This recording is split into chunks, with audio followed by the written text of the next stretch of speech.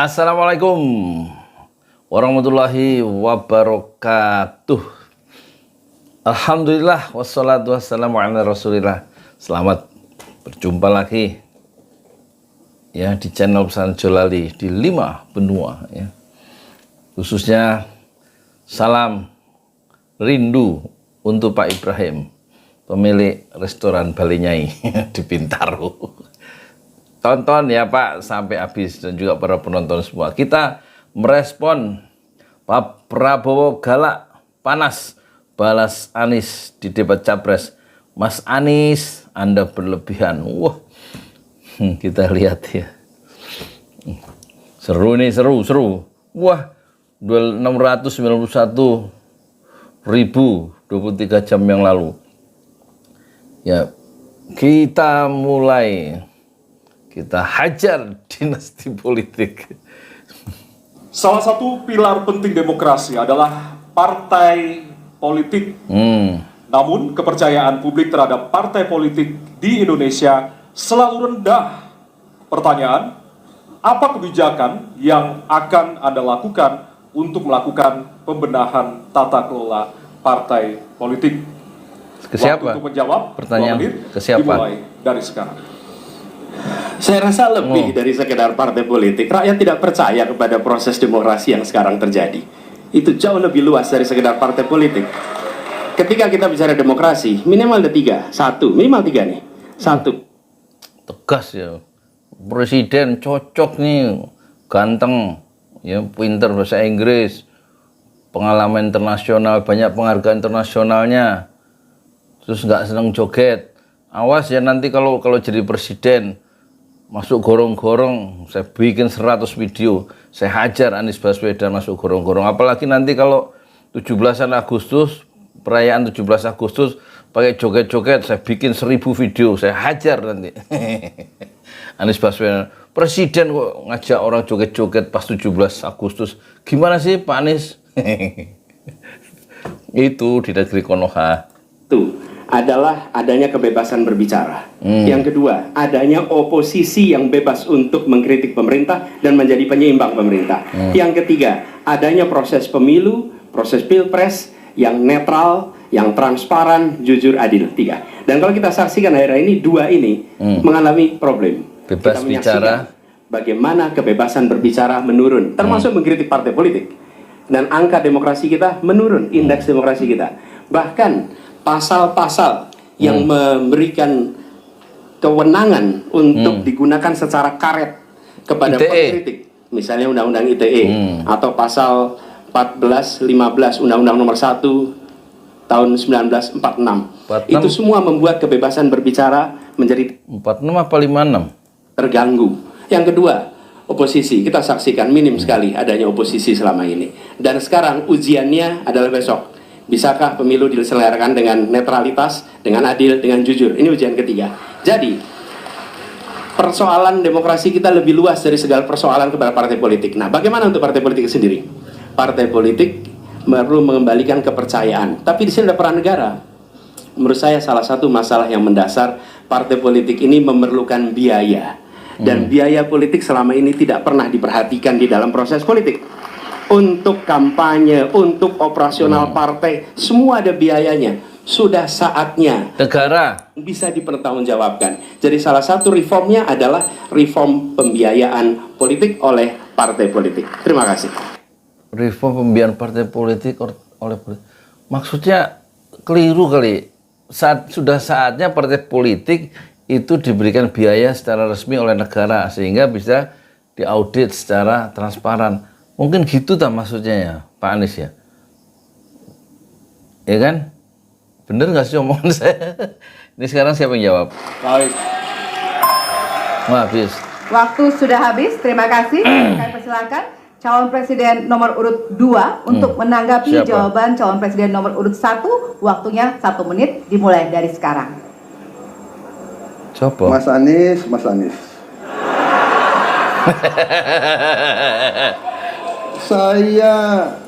Saya berpendapat Mas Anies ini agak berlebihan. Mas Anies mengeluh tentang demokrasi ini dan itu dan ini. Mas Anies dipilih jadi gubernur DKI menghadapi pemerintah yang berkuasa. Saya yang mengusung Bapak. Ya terus masalahnya apa? Tapi yang milih kan bukan Partai Gerindra yang milih. Suara-suaranya itu kan dari sebagian besar warga DKI kan. Pengusung bukan salah satunya ya Gerindra. Kalau demokrasi kita tidak berjalan, tidak mungkin Anda jadi gubernur.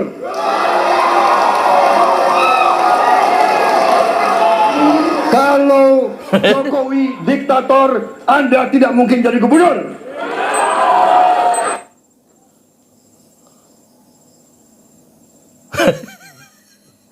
Aslinya Prabowo ya.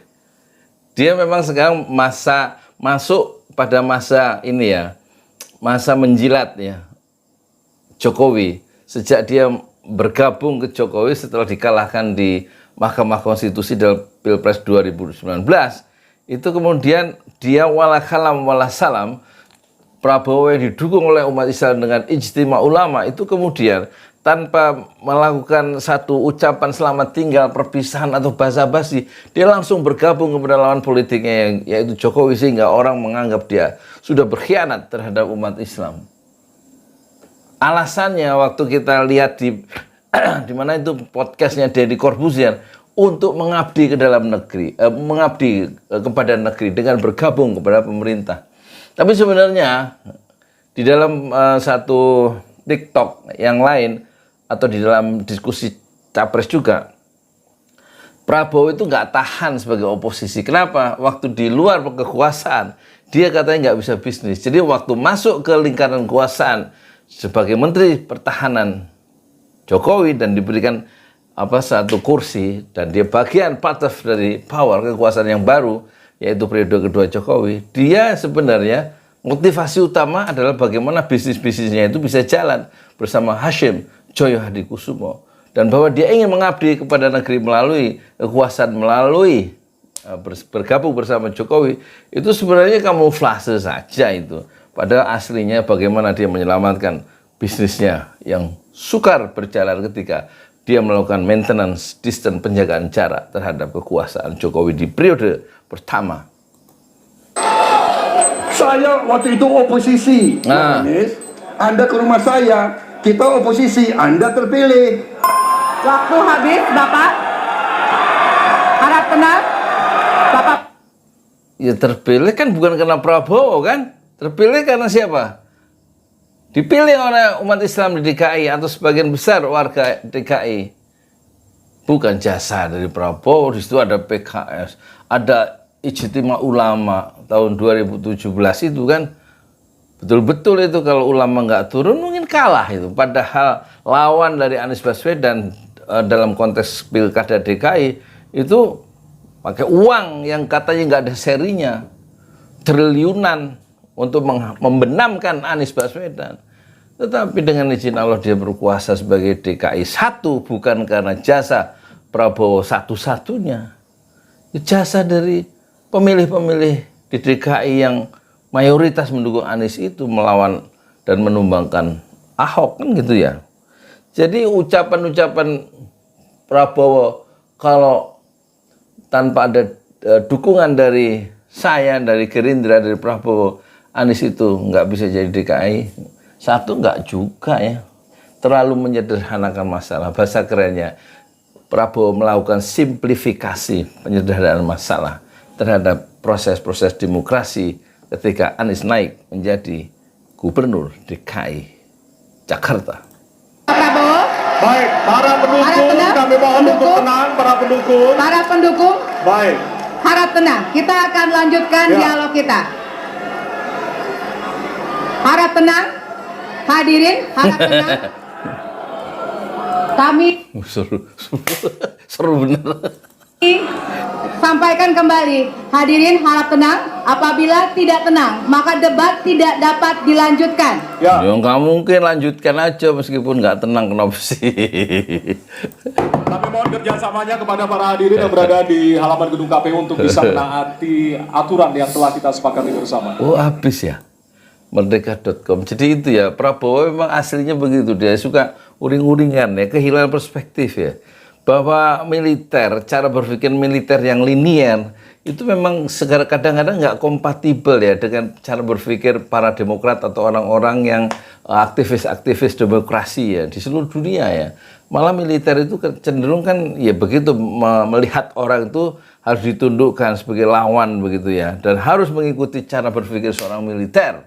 Tapi kan Anies Baswedan itu terdidik dalam alam demokrasi ya, terutama waktu dia mengikuti pendidikan tinggi di Amerika yang sudah terbiasa dalam perdebatan dan menguji tesis masing-masing dalam dalam diskusi, dalam percakapan intelektual. Sebenarnya Prabowo, sebaliknya Prabowo itu kan terbiasa di dalam berpikir yang monolitik, yang otoriter, sebagaimana garis komando yang ada dikenal di dalam dunia militer, dan gaya yang sifatnya monolitik, merasa superior ya, dan cenderung otoriter itulah yang sedang dihadapi oleh Anies Baswedan. Saya Yudi Pramuko, YouTuber tertua di semesta Fasbir Sobron Jamila.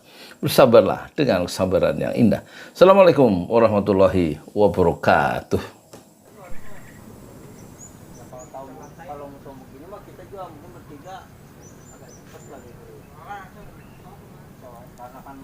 Assalamualaikum warahmatullahi wabarakatuh. Ini nih saya ini aki-aki di bawah, bingung ininya. Situasi terkini di pembangunan Masjid Enam Syuhada Pesantren Jolali. Ketemu ya begini. Sampai saat ini masih perakitan besi, tulang.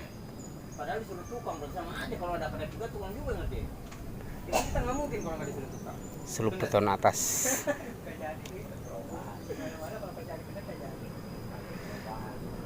Yang dipakai yaitu besi ulir 13.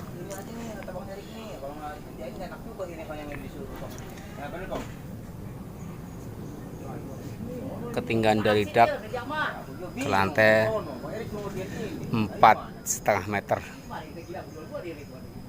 Kan namanya bang ono aja, bang ini aja kata bang Iri jawab gimana? Apa tulangkan lo kata bang Iri tulangkan nih. Jadi mana kan? Kagak buang. Sayap ini kita yang sayap. Bambunya diambilin bisa dirobek.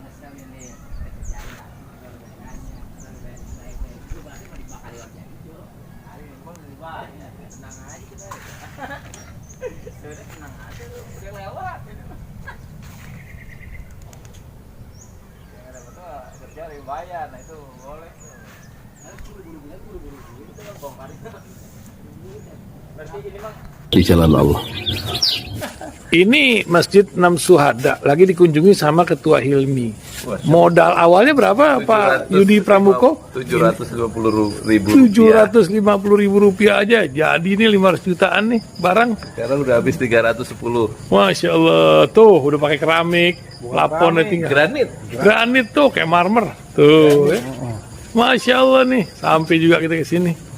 Masjid Enam Syuhada, ngapa namanya Masjid Enam Syuhada Ya, Pak Yudi? kita mau mendokumentasikan perjuangan dakwah nama anak muda pengawal Habib Rizik Syihab itu. Masya Allah. Yang dibunuh sama orang jahat di kilometer 50. Kilometer 50 ya. Itu kan simbol memperjuangkan dakwah itu kita harus memberikan segalanya untuk Islam kan ya, untuk Masya dakwah Islam. Allah. Dan nama anak muda itulah yang sudah memberikan segalanya untuk Islam. Masya Allah. Apa nanti nama pemuda itu ada juga di sini mungkin diterahkan? Mungkin namanya 6 syuhada. 6 syuhada Iya, itu, 6 syuhada dipasang di sini, 6 syuhada. Bip Ali, apa yang dikomentarin dari ini semua, Bip Ali? Masya Allah, luar biasa. Dari uang 700.000, kalau pengen ternyata bisa. Bisa. Allah kirim. Tuh, bisa. Ya, dengan Masya. masuk satu gang kecil, tapi Bapak ini luar biasa. Kecil tuh. Oh, Masya Allah ya. Satu call aja. Masya Allah. Perjuangan Pak Yudi Pramuko, YouTuber sejagat paling tua. tertua di semesta. Tertua di semesta. Masya Allah. Tukang donat. Tukang donat. Tukang donat dari Paru. Ini saya laporkan dari lapangan ini, langsung dari Masjid Anam Syuhada. Masya Allah. Dalam lihat ah. Tuh lihat tuh masjidnya, tuh imamnya di situ tuh. Malam-malam lagi kita, Masya Allah, masih kurang nih. Atapnya katanya transfer aja.